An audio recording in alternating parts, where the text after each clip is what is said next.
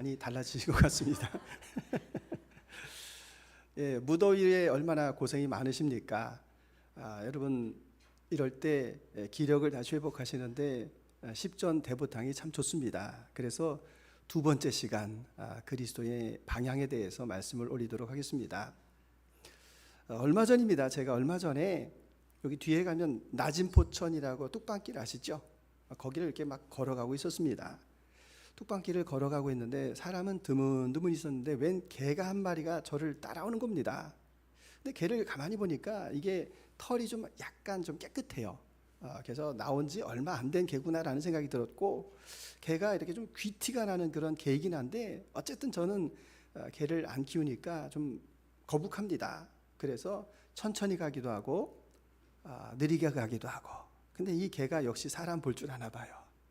이 양반이 착하게 생겨서 도와주겠다 생각한 건지 걔가 계속 저랑 같이 가는 겁니다. 점점 불편해져 가지고 제 마음 가운데 이 두려움이 막 생기면서 저 개가 나를 물면 어떡하지? 막 이런 생각이 막 들어오고 어떻게 해야 되나 막 이렇게 고민하고 있는데 옆에서 어떤 분이 야, 너 길 잃어버렸구나 이러면서 그 개의 목덜미 이렇게 딱 잡더니 개를 막 이렇게 쓰담쓰담 하는 겁니다. 그러니까 걔가 그냥 주인같이 이렇게 다 기대가지고, 그래서 이분이 하는 말이 여기 명찰이 있네요. 얘 이름이 천둥이네요. 그러면서 저보고 거기에 이 전화번호가 있으니까 한번 걸어보시라고. 그래가지고 제가 전화를 걸었습니다. 전화를 걸었더니 그 개 주인이 어딘가 하면 여기 뒤에 진산각에서 나온 개였습니다. 그래서 이제 주인이 이제 데리러 오겠다 이렇게 말씀을 하시고 저희는 기다리면서 이야기를 하는데 제가 아주머니 어떻게 이렇게 개를 무서워하지도 않고 개를 이렇게 잘 다루십니까? 예, 제가 원래 개를 키워요. 그런데 개 키우는 게 이게 보통 정성이 아닙니다. 제가 술을 좋아하는데 이 술 먹다가도 개 때문에 집에 와야 되고, 하여튼 개 키우는 게 너무 힘들어가지고 제가 저희 자녀들한테는 절대로 개 키우지 마라 이렇게 신신당부하고 있습니다. 뭐 이렇게 이야기하는 사이에 이제 진산각에서 차를 가지고 와서 그 개를 이렇게 데리고 갔습니다. 그 개를 데리고 갔는데 제가 오늘 이 본문의 말씀을 보면서 생각이 드는 겁니다. 그 순간에 수많은 사람들, 많은 사람들이 지나갔는데 그 개를 돌봐줄 사람은 아무도 없었습니다. 그래서 그 개는 심지어 저를 만났지만 그냥 가다가 로드킬, 길에서 이제 죽을 수도 있는 그런 상황인데 저 따뜻한 사람을 만났구나 그 생각이 들면서 오늘 본문 가운데 예수님이 생각이 났습니다. 우리가 이 세상을 살면서 수많은 만남이 있었습니다. 필연도 있고 우연도 있고. 그런데 우리가 정말 다시 한번 깨닫는 것이 주님을 만났다라는 것이 얼마나 감사한 일인가. 어떤 분을 보게 되면 친구의 권유 따라서 교회 오신 분도 있고, 또 어떤 사람은 부모님 때문에 할 수 없이 나옵니다라는 분도 계시고, 또 병 때문에 내가 이렇게 나왔습니다. 각양의 이유가 있지만 그러나 우리가 주님을 아는 것이 얼마나 복되고 감사한 일인가 다시 한번 그 믿음으로 고백하실 수 있기를 소망합니다. 오늘 말씀해 보면 예수님께서 7절에서 나는 양의 문이다 라고 말씀을 하고 계십니다. 양의 문이다 라고 말하는데 양의 문이 뭡니까? 그 양이 그 문으로 이렇게 들락날락 한다라는 게 문 아닙니까? 근데 이스라엘에서 보시게 되면 실제로 그 양의 문이 있습니다. 어떤 문인가 하면 마을 사람들이 이제 공동으로 양을 키웁니다.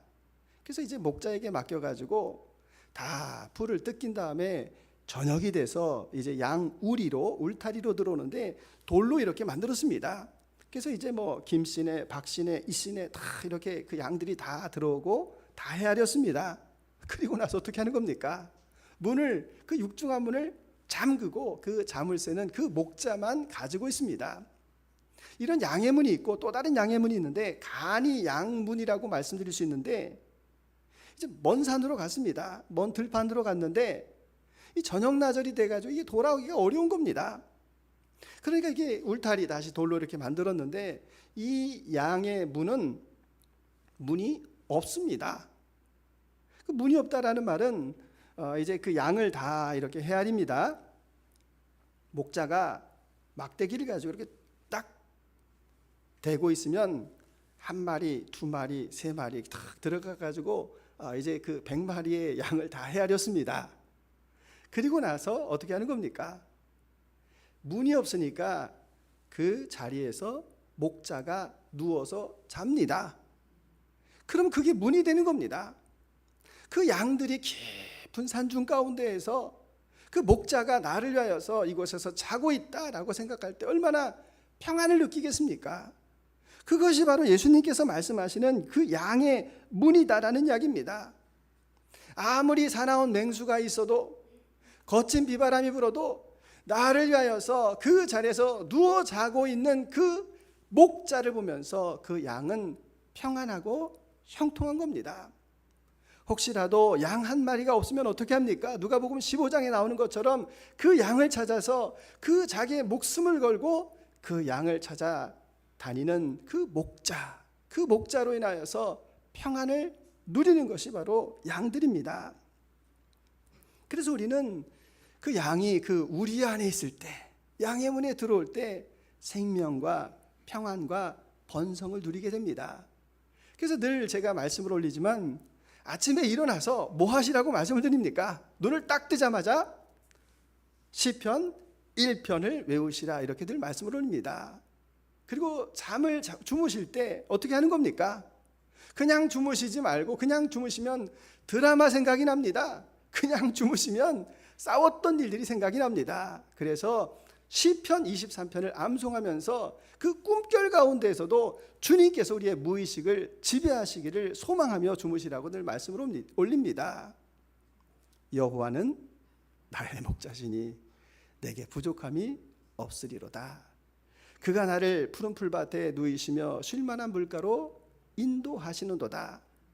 내 영혼을 소생시키시고 자기 이름을 위하여 의의 길로 인도하시는도다. 내가 사망의 음침한 골짜기를 다닐지라도 해를 두려워하지 않을 것은 주께서 나와 함께 하심이라. 주의 지팡이와 막대기로 나를 안위하신다. 내 원수의 목전에서 내게 상을 차려주시고 기름을 내 머리에 부으시니 내 잔이 넘치나이다. 여러분 6절이 중요합니다. 내 평생에 선하심과 인자하심이 반드시 나를 따르리니 내가 여호와의 집에 영원히 살리로다. 그 양이 목자를 따라갈 때 그 하나님의 집에서 영원히 살리로다 라고 말씀합니다. 그래서 우리는 입문을 한 겁니다. 예수 그리스도의 그 양에 입문한 사람들입니다. 그런데 입문해서 끝나는 게 아닙니다. 입문하고 다 과정이 있는 겁니다. 그 과정을 우리가 이 성막에서 보여주고 있는데, 성막에는 문이 세 문이 있습니다. 그 세 문을 통과하여서 이제 지성소에 들어가게 됩니다. 자, 그래서 첫 번째 저 보이는 그 문이 어떤 문인가 하면 이 성막의 높이가 2m 25입니다. 그러니까 서장훈 씨 같은 경우는 좀 보이겠지만 웬만한 사람들은 안 보입니다. 2m 25이기 때문에. 거기에 이렇게 휘장이 있는 겁니다. 휘장. 그 휘장은 그냥 만든 것이 아니라 청색, 홍색, 자색, 가늘게꼰, 배실 이 네 종류의 색깔을 섞어가지고 만든 그 휘장입니다. 커튼입니다. 그러니까 거기를 들어간다라는 말이 무슨 말입니까? 그 안에 들어가지 않으면 광야입니다. 세상입니다. 근데 그 문을 열고 들어가는 겁니다. 문을 열고 들어가는데 내 믿음으로 들어가는 겁니다. 한 사람 한 사람 내 개인적인 고백을 가지고 들어가는 문이 바로 첫 번째 휘장의 문입니다. 두 번째 문이 어디입니까? 성막의 문입니다. 다시 정리를 해서 말씀을 드리면 우리 교회에 들어오실 때 여러분들이 여기 딱 입구를 들어오시는 게 여기 성막의 문입니다. 우리 교회는 참 신기합니다. 밖에는 되게 덥습니다. 근데 한 계단 한 계단 내려올 때마다 점점 시원해지는 특징이 있는데 여기를 이제 성막의 문 이렇게 보시면 됩니다. 그리고 똑같은 구조로 여기가 저 문이 있는데 거기가 바로 성막의 뜰의 문이고 성막의 문입니다. 그래서 이 성막의 문은 어떤 의미가 있는가 하면 제사장들만 들어갑니다. 제사장들만. 제사장들만 들어가기 때문에 그 문은 생명의 문이고 좁은 문이다라고 이야기합니다. 마태복음 7장 13절과 14절을 보시게 되면 좁은 문으로 들어가라. 멸망으로 인도하는 문은 크고 그 길이 넓어 그 길로 들어가는 사람이 많고, 생명으로 인도하는 문은 좁고 그 길이 협착하여 찾는 자가 적으니라. 이제 이 성막의 뜰의 문을 통과하여서 이 성막의 두 번째 문으로 들어오게 됩니다. 그럼 마지막으로 여러분이 들어와야 되는 문이 어디인가 하면 저와 여러분 사이에 있는 이 지성소, 이 지성소에 휘장이 큰 게 있습니다. 그것은 하나님의 그 성소와 지성소를 이렇게 나누고 있는 그런 큰 휘장인데, 여기는 누가 들어갈 수 있는가 하면 대제사장이, 그것도 1년에 딱 한 번 7월 15일 대속죄일에 한 번만 들어갈 수가 있습니다. 그래서 이제까지는 대제사장만 갈 수 있는 그런 휘장이었습니다. 어떻게 보면은 이 성소와 지성소의 이 가림막이었는데, 예수님께서 이 마태복음 27장 51절의 말씀과 같이 자기의 그 십자가로 이 성소에 있던 문이 위로부터 아래로 다 찢어지게 되었다라는 말씀입니다. 그것을 히브리서 10장 20절에 이렇게 말씀합니다. 같이 읽습니다. 그 길은 우리를 위하여 휘장 가운데 열어놓으신 새로운 살 길이요 휘장은 곧 그의 육체니라. 아멘. 이 지성소에 있는 이 커튼은 여러분 황소 2마리가 찢어도 찢어지지 않을 정도로 그렇게 질기고 강한데, 그 하나님과 우리 사이에 있었던 그 마지막 장벽조차도 예수 그리스도께서 십자가를 통하여서 그 성소에 있는 지성소에 있는 그 휘장을 찢음으로 할 말미암아 믿음으로 담대함으로 모든 사람이 들어갈 수 있게 되었음을 이야기합니다. 그래서 휘장은 곧 예수님의 육체의 십자가를 상징하고 있습니다. 그래서 이러한 과정을 거칩니다. 그러면 여러분, 우리가 믿음으로 하나님이 계시는 그 존전까지 왔습니다. 그러면 어떤 삶이 저와 여러분에게 기다리고 있겠습니까? 그것은 하나님과 나와 하나가 되는 그런 관계입니다. 요한복음 15장 5절, 우리 주보에 나와 있는 대로 나는 포도나무요 너희는 가지라. 그가, 주님이 내 안에, 내가 주님 안에 있으면 너희가 많은 열매를 맺는다. 나를 떠나서는 너희가 아무것도 할 수 없음이라 라고 말씀합니다. 그러니까 하나님과 내가 하나가 되는 그런 신일 합의를 말합니다. 그 신일 합의라는 말의 의미가 어떤 것인가 하면, 여러분 정말 사랑하는 사람이 있습니다. 남녀가 정말 사랑합니다.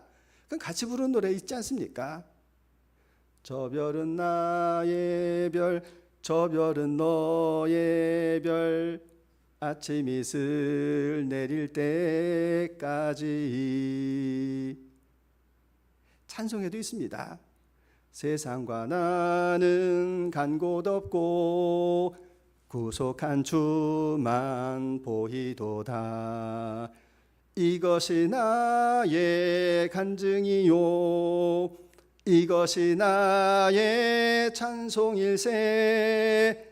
나 사는 동안 끊임없이 구주를 찬송하리로다. 아멘. 하나님과 내가 하나가 되는 그러한 관계를 말씀합니다. 그러니까 그 신일 합일의 그 관계가 되기까지 우리에게 필요한 것이 무엇인가 하면 성숙입니다. 성숙해지는 것. 성숙해지는 게 어떤 의미가 있는가 하면, 자녀 가운데에도 이미 성숙한 자녀가 있습니다. 참, 내 마음을 너무 잘 헤아리는 그 자녀.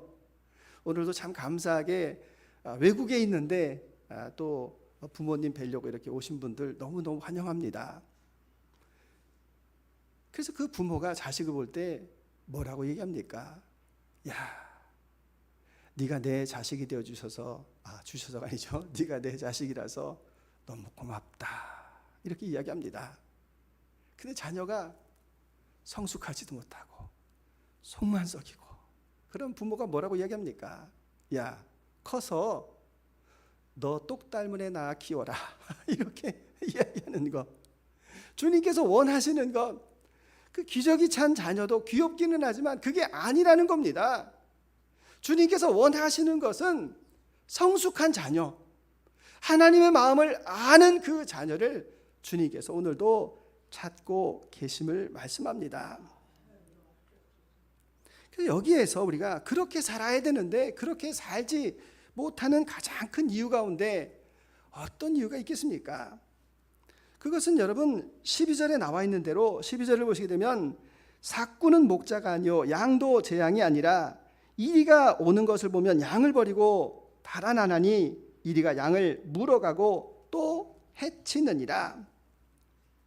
삭군이 등장한다라는 겁니다. 선한 목자를 따라가야 되는데 삭군을 따라갑니다. 삭군이 뭡니까? 여러분 내 욕심을 따라가고 있는 그 세상의 길을 우리는 삭군이라고 이야기를 합니다. 이 삭군이라고 하는 것은 양들을 죽게 만드는 겁니다. 그래서 그 삭군이 그 양을 죽게 하는데 처음부터 나 너 죽일 거야 라고 말하는 삭군은 아무도 없습니다. 어떻게 하는 겁니까? 달콤하게 유혹을 합니다. 진짜같이 위장을 합니다. 저도 이 잡초를 뽑는데 잡초를 보면서 너무 신기한 게 한 가지가 있습니다.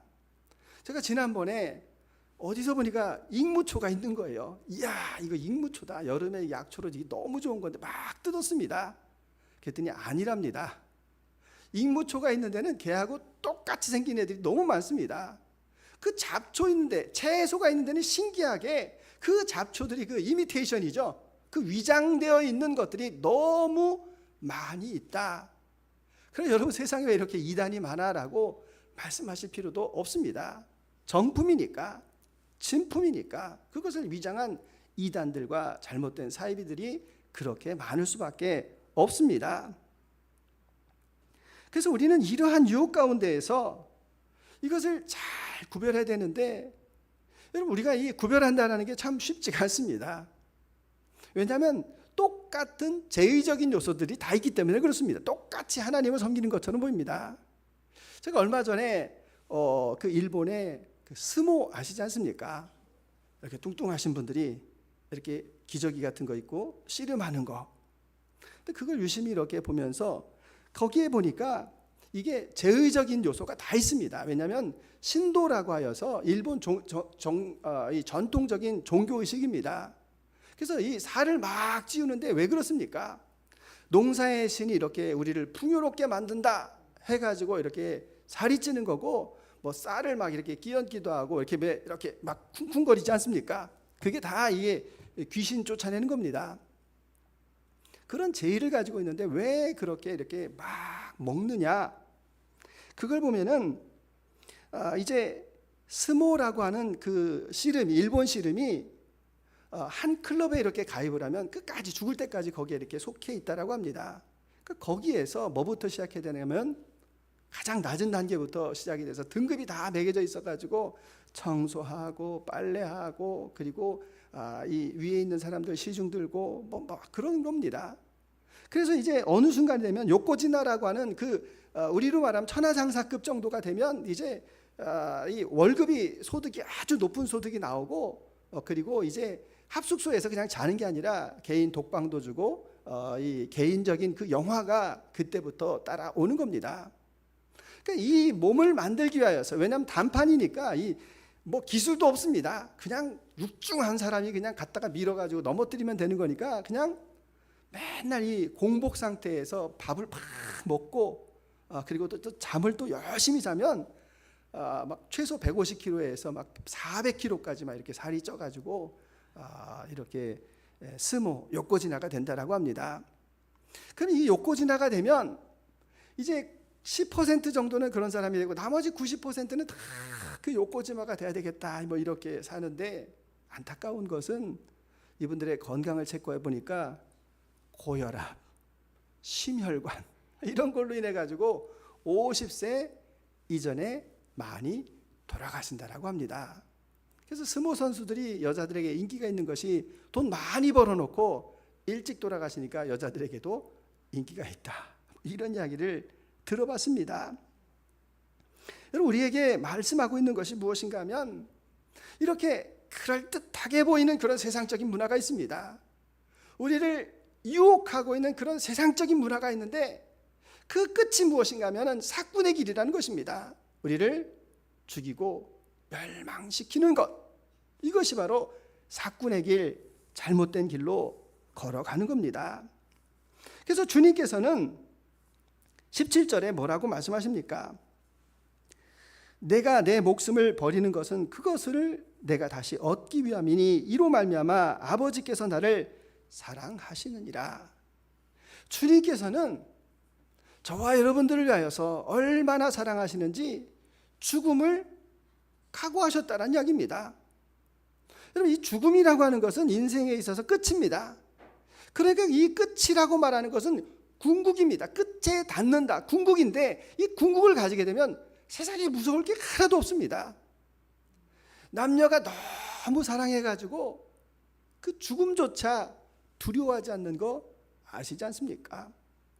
나라를 위해서, 민족을 위해서 내가 내 목숨을 바치겠다라고 하는 사람을 우리는 숭고하다라고 이야기합니다. 바로 저와 여러분들을 위하여서 이미 주님께서 그 궁극에 다 계시다라는 겁니다. 이미 여러분들을 위하여서, 저를 위하여서 죽기를 각오하셨는데 무엇을 아끼시겠습니까? 무엇을 못 내어주시겠습니까? 그래서 양에게 생명과 풍성함을 허락해 주신다라고 말씀하고 계십니다.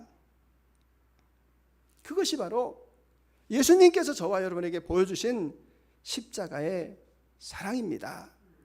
너무 사랑해서 내가 너를 위해서 죽을 수 있다라고 말씀하시는 것이 바로 십자가의 그 사랑입니다. 그래서 우리는 그 십자가의 길을 따라가는 것인데, 여러분, 십자가의 길을 따라가는데 아주 중요한 게 한 가지가 있습니다. 이거를 놓치는 분들이 너무 많은데, 여러분, 이 한 가지를 꼭 기억하셔야 됩니다. 그 한 가지가 무엇인가 하면 여러분 같이 따라합니다. 세상에서 좌절하라. 세상에서 좌절하는 것입니다. 세상에서 좌절한다라는 것은 내 힘으로 안 되는구나, 내가 여기까지구나, 주님의 도우심이 없으면 나는 더 이상 앞으로 나갈 수가 없구나라고 생각하는 겁니다. 그래서 주님께서 세상에서 좌절하라고 말씀을 세게 하셨습니다. 얼마나 세게 하셨느냐면은 누가 너에게 오른뺨을 때리면 왼뺨을 대라고 말씀하십니다. 속옷을 달라고 하면 겉옷을 달라고 하는 겁니다. 오리를 가자고 하면 십리를 가주라고 합니다. 하실 수 있습니까? 원수를 사랑하실 수 있습니까? 못합니다. 여러분은 하실 수 있지만 저는 너무너무 어렵습니다.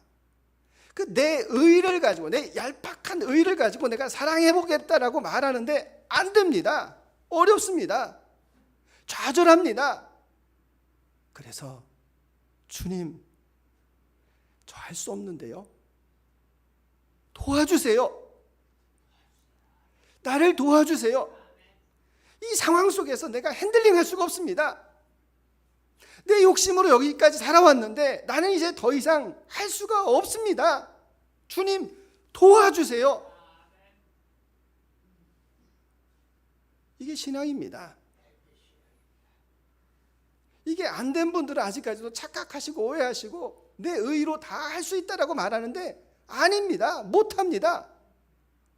세상에서 체면하고 뒤돌아서는 것이 바로 신앙의 출발이고 그것이 바르게 가는 방향입니다.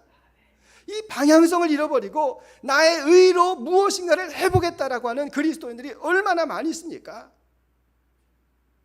그러나 그 길은 속아서 가는 길입니다. 우리는 피조물입니다. 창조주가 결코 아니라는 사실을 늘 깨닫습니다. 나의 무지를 깨닫습니다.